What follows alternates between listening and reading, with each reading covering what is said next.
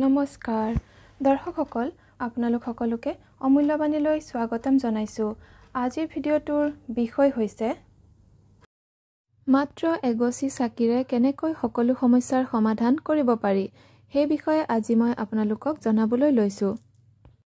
চাকি সকলোৱে জ্বলায়, সেয়েহে আপোনালোকে যদি এই সৰু বিশেষ কথাকিটা জানে তেনেহলে আপোনাৰ জীৱনৰ পৰাও সকলো সমস্যা আপুনি দূৰ কৰিব পাৰিব। যদি আপোনাৰ জীৱনলৈ কোনো সংকট বিপদ আহিছে, ডাঙৰ সমস্যা আহিছে, তেনেহলে আপুনি সদায় চাকি জ্বলাওঁতে অলপমান হালধীয়া ৰঙৰ সৰিয়হ দি চাকি জ্বলাওক। দেখিব কিদৰে আপোনাৰ সমস্যাটো আঁতৰি গৈছে অতি সোনকালেই, মানে 7 দিনৰ ভিতৰতেই আপুনি প্ৰমাণ দেখিবলৈ পাব। দ্বিতীয়তে, আপুনি যদি টকা পইচাৰ সমস্যাত পৰিছে, টকা পইচাৰ ডাঙৰ সমস্যা বা সংকট হৈ আছে, তেনেহলে আপুনি চাকি দিওঁতে 2টা সেউজীয়া ৰঙৰ ইলাচি আৰু 2টা লং দিব, অক্ষত মানে নভঙা অক্ষত লং দিব চাকিটোত। এইদৰে যদি আপুনি কেইদিনমান কৰে, আপোনাৰ সংকটৰ পৰা আপুনি মুক্তি লাভ কৰিব।